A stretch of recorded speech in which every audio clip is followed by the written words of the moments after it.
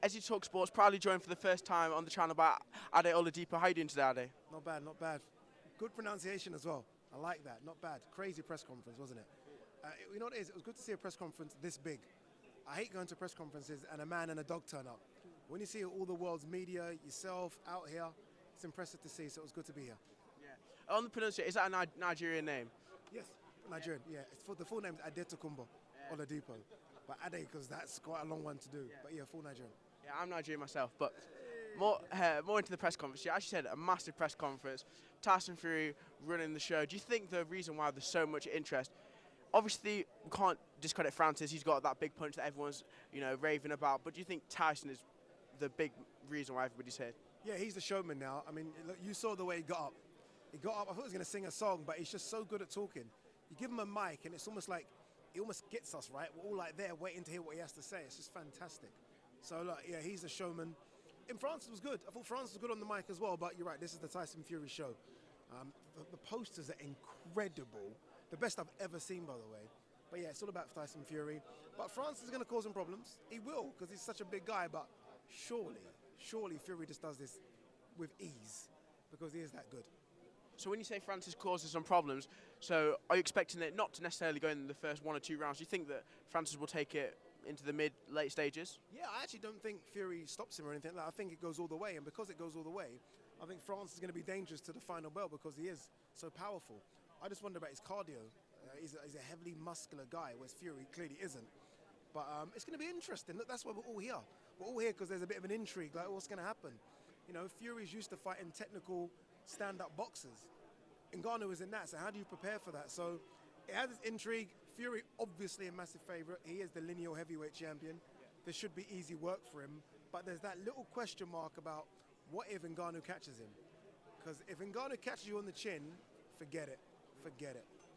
It's certainly one of the most interesting fights in boxing. Another very interesting fight in boxing is KSI versus Tommy Fury. I saw you yesterday living probably my dream with KSI and AJ. Yeah. Could you shed a bit of light on what was going on there? Yeah, you know what, we normally do like these kind of sit-down interviews inside gyms. So I was at a gym and the weather was good. I was like, why don't we just go for a walk? Why don't we just go for a walk and talk? Like, they never do that. And even KSI actually said he never does this. He never goes out of his house for a walk because obviously he'll get bombarded. But it was just a case of, two guys who are living the dream coming together. I was lucky enough just to be the guy hosting it. But it was fun. I enjoyed it. We went for a walk. We was walking for about 45 minutes, talking about their growth, the ups, the downs, the money, being a role model, everything. And I think they enjoyed it. I think they enjoyed doing something a bit different. And as for, we'll go into AJ, then we'll go into a bit more about JJ. So who do you want to see AJ face next? Obviously got that victory against Robert Helenius. Wilder, we're hearing it might not be as set as we thought. So who would you like to see AJ in with next? It has to be Wilder. I understand what you're saying in terms of it not being where we thought it was going to be, but it has to be Deontay Wilder. We can't keep promising that fight. I've been promised that fight for 4 years. Like, what's going on? If it's not, look, AJ has said he wants to come out in December and fight someone. I don't know. I don't know what's a level above Helenius, maybe a Martin Bakoli or someone, but that's quite risky. The fight is out there, but ultimately, you want it to be a big fight as well. You want a press conference like this. And the only one that does that is Deontay Wilder.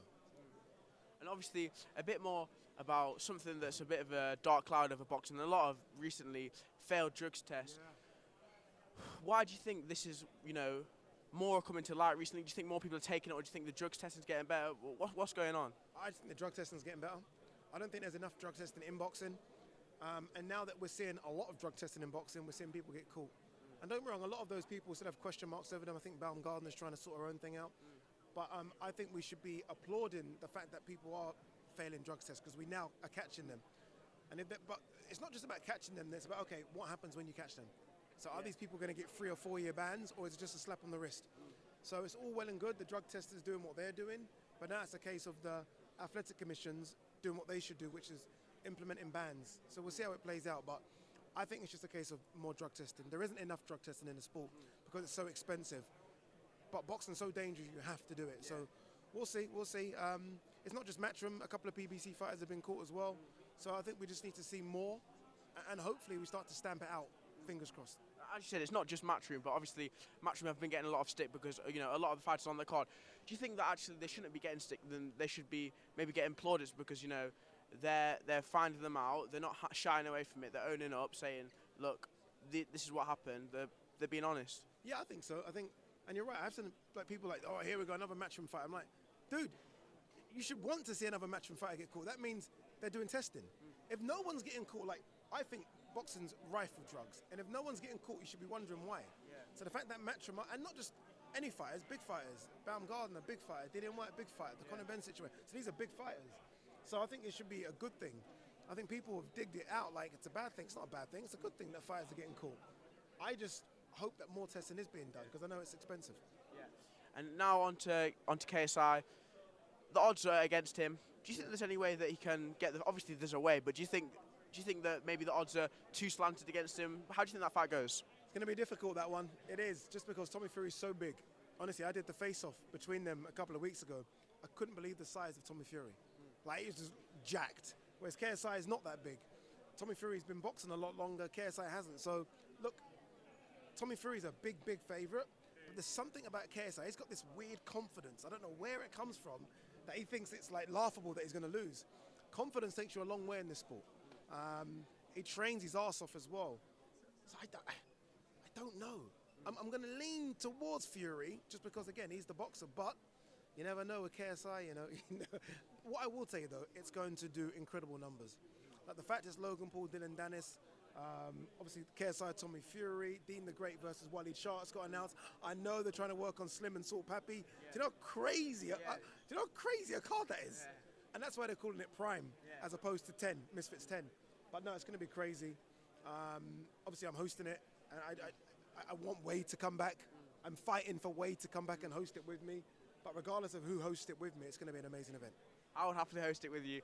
But yeah, a bit onto yourself. Obviously, you're hosting it. You know, you're doing loads of amazing work with Matchroom, TalkSport. Yeah. That's something that I would love to do in the future. Have you got any tips for me or anybody else watching who wants to come a long way in journalism? Honestly, what you're doing here now is the best work experience you can ever do. Because you're having to fight for interviews. You have to quickly set your camera up, you know, lighting ready. Nothing is better than this experience. I did this. I did this many years ago. And this is the grounding. I think people want to jump straight into the Matchroom, DAZN, TalkSport. Trust me, if I could advise anyone, it's like do a year, 2 years of this, and then you'll get spotted. You'll be surprised. You'll get spotted. DAZN will chuck you in for an interview. Matchroom, TalkSport, BBC Radio. You're young and you're doing this by yourself. I find it crazy. How old are you? 18. 18? What are you? 18? No, what the hell is going on? The people are agreeing. It's crazy. So no, look, just do what you're doing. Imagine how far and how good you're going to get when you're 20. And then you're still a baby at 20, but imagine what you've done at 20. So just keep on working, keep grinding and working for those interviews, keep coming to big events like this, and it will come. It naturally comes to people that work hard, and you certainly work hard. Thank you very much. I really appreciate your time. See you soon.